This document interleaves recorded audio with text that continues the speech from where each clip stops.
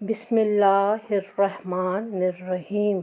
मैं हूँ कुद्सिया मुनव्वर और कुद्सिया विद नॉलेज की जानिब से आप सबको अस्सलाम वालेकुम व रहमतुल्लाहि बरकातहू। आज का मौजू हज़रत इब्राहीम अलैहिस्सलाम।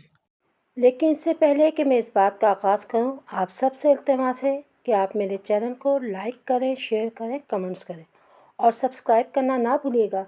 बेल आइकन के बटन को ज़रूर दबाइएगा ताकि आने वाली नई वीडियो आप तक सबसे पहले पहुँचे। आप अल्लाह के भेजे गए रसूलों में से एक रसूल थे। आपको मेरे रब ने लोगों की हिदायत और रहनुमाई के लिए भेजा। आपकी वालिद का नाम अज़र जबकि वालदा का नाम अमीला था, जबकि कुछ रवायत के मुताबिक आपकी वालदा का नाम तूता बिन करम्बा बिन कूसी था और वो अक्षंदा बिन साम बिन हज़रत नू से थी।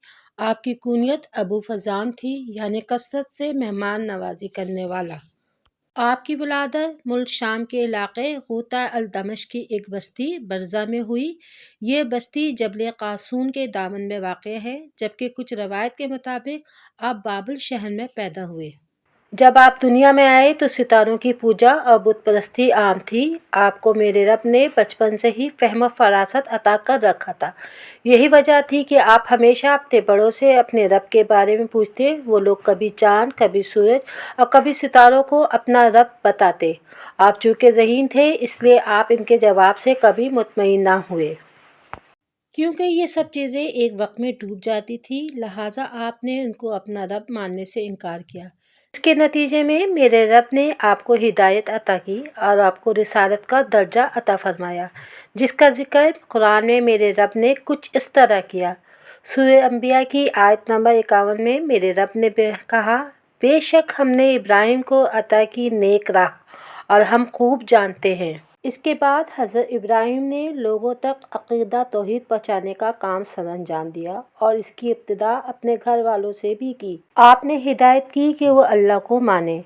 आपने अपने वालिद को भी दावत हक़ दी और इन्हें समझाया कि वो शैतान की पैरवी ना करें, लेकिन इन्होंने आपकी बात मानने से इनकार कर दिया और आपको धमकी देने लगे कि वो उनको संसार कर देंगे और उनको अपने से दूर हो जाने को कहा। आपकी अपने वालिद से होने वाली गुफ्तगू को मेरे रब ने सूरह मरियम में कुछ इस तरह बयान किया।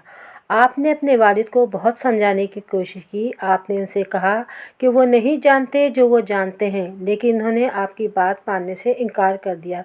इस पर आपने अपने वालिद से कहा कि वो उनकी भलाई और बख्शिश की दुआ करेंगे, क्योंकि मेरा रब बहुत मेहरबान और रहम करने वाला है। और आपने अपने वालिद के लिए दुआ भी की, जिसका जिक्र सूरह तौबा की आयत नंबर 114 में मेरे रब ने कुछ इस तरह की। और इब्राहिम ने बख्शिश मांगी अपने बाप के लिए, जो एक वादे की वजह से थी जो उन्होंने अपने बाप से किया था। जब आप पे ज़ाहिर हो गया कि वो अल्लाह के दुश्मन हैं, तो आपने अपने वालिद से जुदा हो गए।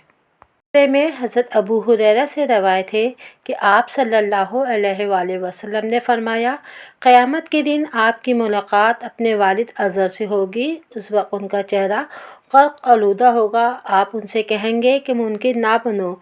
इस पर आपके वालिद कहेंगे कि आज मैं इनकार नहीं करूँगा। इस पर आप अपने रब से कहेंगे कि आपने वादा कर रखा था कि जब लोगों को इकट्ठा किया जाएगा तो आप मुझे रुस्वा ना करेंगे, और इससे ज़्यादा मेरी क्या रुस्वाई होगी। जिसके जवाब में मेरा रब फरमाएगा कि मैंने जन्नत में काफिरों का दाखिला हराम कर रखा है। हज़रत इब्राहीम अलैहिस्सलाम ने अपने घर वालों के साथ साथ लोगों को भी समझाने की बहुत कोशिश की। आपने उनसे कहा कि ये चाँद, सूरज और सितारे हमारे रब नहीं हैं, बल्कि ये सब मेरे रब के हुक्म के ताबे हैं। ये इबादत के लायक नहीं हैं, बल्कि ये तमाम चीज़ें मेरे रब की तख्लीक हैं। आपकी इस बात की तस्दीक कुरान में कुछ इस तरह की, और इसकी निशानी में रात भी है, दिन भी, सूरज भी है, चाँद भी है। सिजदा ना करो सूरज और चाँद को, बल्कि सिजदा करो इस रब को जिसने तुम्हें पैदा किया, अगर तुम इसके बंदे हो।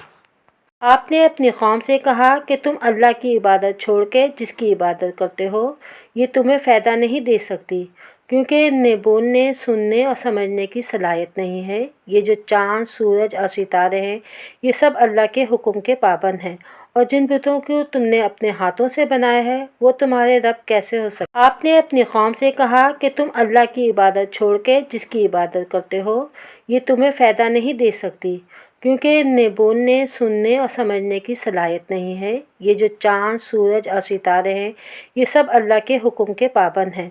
जिन बुतों को तुमने अपने हाथों से बनाया है, वो तुम्हारे रब कैसे हो सकते हैं? आपने अपनी कौम को समझाने की बहुत कोशिश की, जिसका ज़िक्र कुरान की मुख्तलिफ़ सूरतों में आया है। आपकी कौम एक त्यौहार के सिलसिले में इलाके से दूर थी। आपने बुतों को तोड़ दिया, सवाए एक बुत के, और कुल्हाड़ी उस बुत के आगे डाल दी। आप चाहते थे कि लोग आपसे पूछें। लिहाजा जब आपकी कौम ने ये देखा कि उनके बुत टूटे पड़े हैं, तो वो बहुत नाराज़ हुए। हज़रत इब्राहिम को दोषी जानकर इनसे सवाल किया, जिसके जवाब में आपने कहा कि अपने बुतों से पूछो। कि आगे के वाक़यात का जिक्र मैं अपनी आइंदा आने वाली वीडियो में करूँगी। उम्मीद करती हूँ आप सबको मेरी ये काविश पसंद आई होगी, और दुआगो हूँ कि आप मेरे लिए दुआ करेंगे। अपनी दुआओं में हमें याद रखिएगा। अपना ख्याल रखिएगा। अल्लाह हाफिज़।